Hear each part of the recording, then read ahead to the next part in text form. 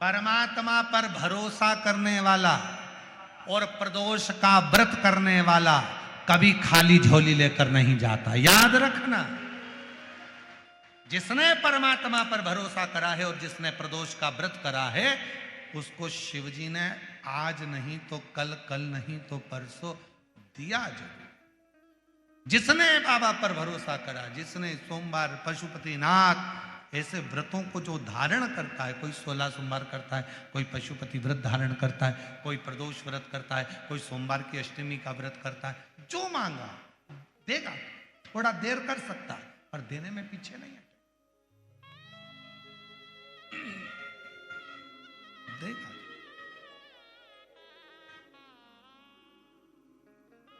प्रतिदिन प्रदोष काल में, प्रदोष काल में शाम के समय अपनी अर्धांगिनी मां पार्वती जी के साथ भ्रमण पर निकलते हैं अपने भक्तों का दुख मिटाने के लिए। पहले दिन की कथा में श्री प्रकाश भाऊ जी की धर्मपत्नी श्रीमती दीना जी प्रकाश जी धारीवाल जी ने प्रश्न किया था, प्रकाश जी धारीवाल जी ने प्रश्न किया था उनके घर पर कि प्रदोष करना है, तो पहले तो मेरा निवेदन है कि प्रदोष को समझें कि प्रदोष का मतलब क्या। संसार का कोई मनुष्य कितने भी दोष कर ले, उसकी जिंदगी के सारे पाप उसने जितने भी करे हों, यदि प्रदोष का दिन है, जिस दिन प्रदोष है उस दिन यदि उसने व्रत धारण करा, केवल एक दिन ऐसा होता है प्रदोष का जिस दिन 33 कोटि देवता और 64 योगनियां भी भगवान शंकर के सामने अपने मन की बात कहने के लिए प्रदोष काल में खड़े होते हैं और शिवजी अपने हाथों से उनके दुख मिटाते मिटाते जाते हैं। वो प्रदोष का व्रत होता है। वो का विस्तार से तो वर्णन हम करेंगे बीच में, पर सारे दोषों को जो समाप्त कर, सारे दोष, सारी तकलीफ, तुम्हारी जिंदगी के जितने जितने तुम्हारे दोष हैं, इस जन्म के उस जन्म के,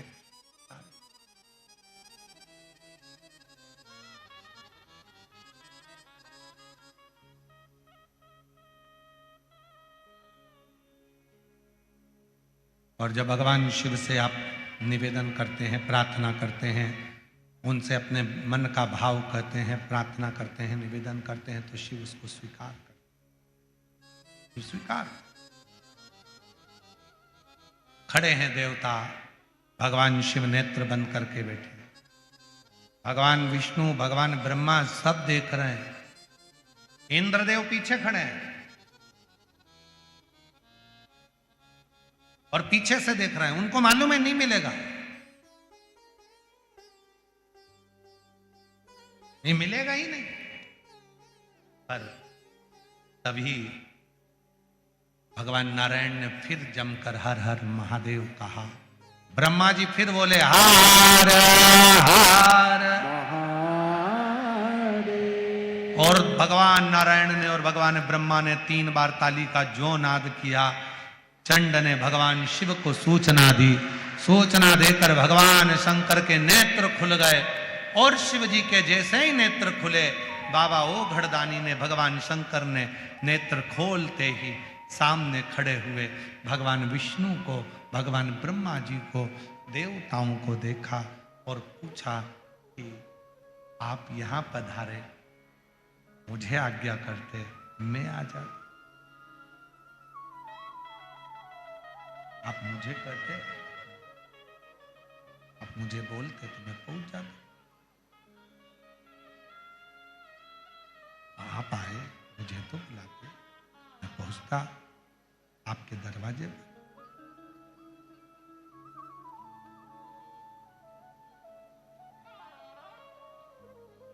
और देखो, सतयुग में त्रेता युग में, द्वापर में और कलयुग में। इन सब में बड़ा अंतर है। सतयुग में, त्रेता में, द्वापर में भक्त को भगवान के दरवाजे जाना पड़ता था। केवल कलयुग एक ऐसा है जिस कलयुग में आप भगवान को पुकारते हो तो भक्त को भगवान के पास जाना नहीं पड़ता, भगवान भक्त के पास दौड़कर आता। और ये बात तुलसी बाबा ने भी अपनी रामचरितमानस में लिखा कि कलयुग केवल नाम आधारा और सुमर सुमर नर उतरई। आप भजो, नाम का उच्चारण करिए, भगवान का करिए। जब भगवान के नाम का उच्चारण करोगे तो भगवान अपने करीब में आए। और नहीं तो वैसे तो कलयुग बहुत बदला है।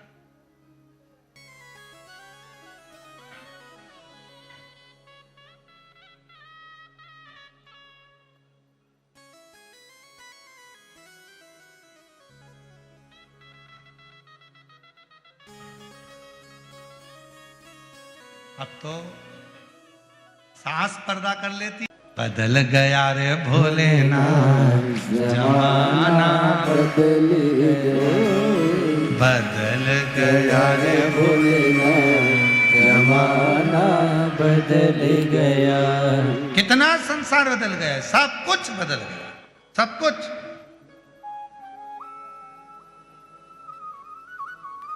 भोजन करने बाहर जावे, भोजन करने बाहर जावे,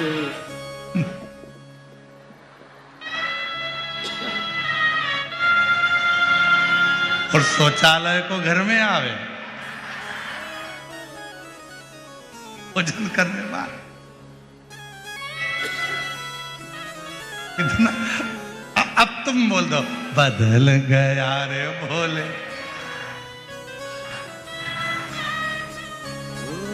बदल गया रे।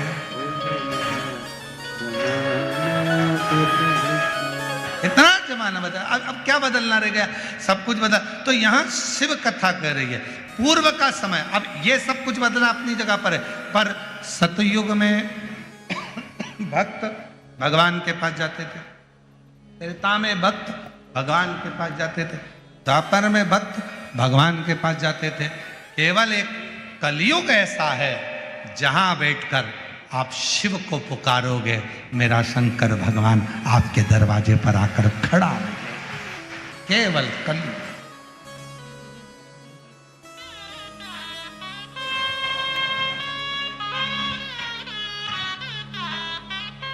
केवल कलयुग।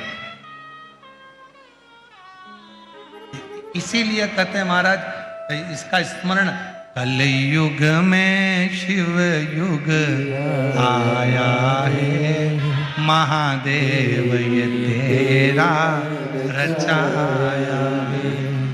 कलयुग में शिव युग आया है, महादेव ये तेरा रचाया है। ये कलयुग की प्रधानता है कि भगवान शंकर का जितना भजन करोगे, शिव का जितना भजन करोगे, शंकर का जितना स्मरण करोगे, भगवान शंकर का जितना मंत्र जाप करोगे, नाम जाप करोगे, शिव जी का जितना स्मरण करोगे, शंकर भगवान तुम्हारे करीब में आकर खड़े हो जाएंगे। भगवान विष्णु जी कर रहे हैं, भगवान ब्रह्मा जी कर रहे हैं, भगवान भोलेनाथ के नेत्र खुल गए। क्या चाहिए? भगवान ने जैसे ही पूछा क्या चाहिए, नारायण कहते हैं प्रभु लक्ष्मी के पास भी लक्ष्मी नहीं है, कुबेर के पास भी वैभव नहीं है, सारा देवासुर संग्राम में समाप्त हो गया है। आप कृपा कर दो, हमें पुनः वापिस जो हमारे पास कुछ नहीं है सब कुछ दे दीजिए। तब मेरे ओघड़दानी, तब मेरे शंकर भगवान एक रूप धारण कर लिए जिसका नाम है, मेरे शंकर भगवान का एक नाम हो गया, कुबरेश्वर महादेव भगवान की। भगवान ने अभी तक 4 हाथ नहीं रखे थे, आज भगवान शिव ने 4 हाथ रख लिए। भगवान शंकर खड़े हो गए, अपने 2 हाथों से, एक से लक्ष्मी को लक्ष्मी दे रहे हैं और दूसरे से कुबेर को लक्ष्मी दे रहे हैं। बाकी के 2 हाथों से 33 कोटि देवताओं पर आशीर्वाद देते हुए कर रहे हैं। अब चिंता करने की जरूरत नहीं। देवासुर संग्राम चुटकी बजाते ही भोलेनाथ के समाप्त हो गया और देवताओं को वापिस अपना राज्य प्राप्त हो गया। शिव जी का नाम कुबेरेश्वर महादेव की जय। यह है कुबेरेश्वर महादेव की कथा।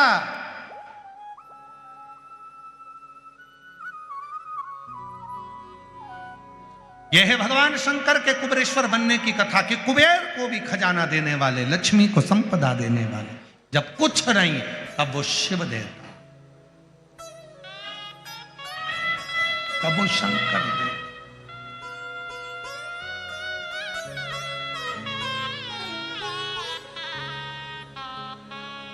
इसीलिए कहते हैं अजब निराली, अरे अजब निराली है भोले की लीला, अजब निराली है शंकर की लीला, अजब निराली है। सिर पे जटा है हाथ में डमरू लीला अपरंपार, सिर पे जटा है हाथ में डमरू लीला। अजब निराली, अजब निराली है भोले की लीला, अजब निराली है शंकर की लीला, अजब निराली है। भगवान शिव ने खड़े होकर एक हाथ से लक्ष्मी को लक्ष्मी दे रहे हैं, दूसरे हाथ से कुबेर को लक्ष्मी दे रहे हैं। भगवान आनंद के साथ गले में सर्प पड़ा है, मस्तक जटा है, चंद्रमा लगा है, गले में रुद्राक्ष की माला है और मेरे कुबेरेश्वर महादेव, कुबेर का खजाना, लक्ष्मी का भंडार भर रहा है।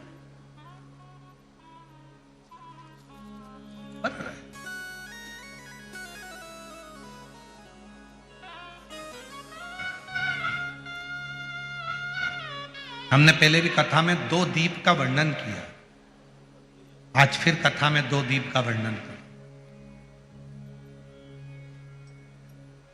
कितना भी दुख है, संपदा नहीं है, बहुत कष्ट का जीवन चल रहा है, बहुत तकलीफ का जीवन चल रहा है, 2 जगह पर दीप लगाना चालू कर दो।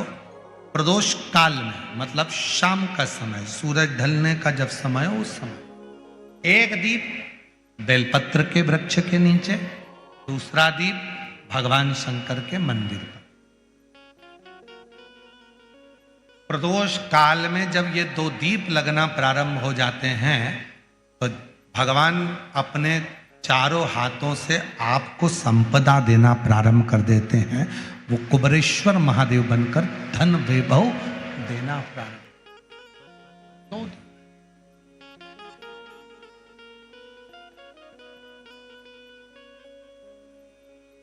और दोनों दीप फूल बत्ती के होना चाहिए, लंबी बत्ती के नहीं।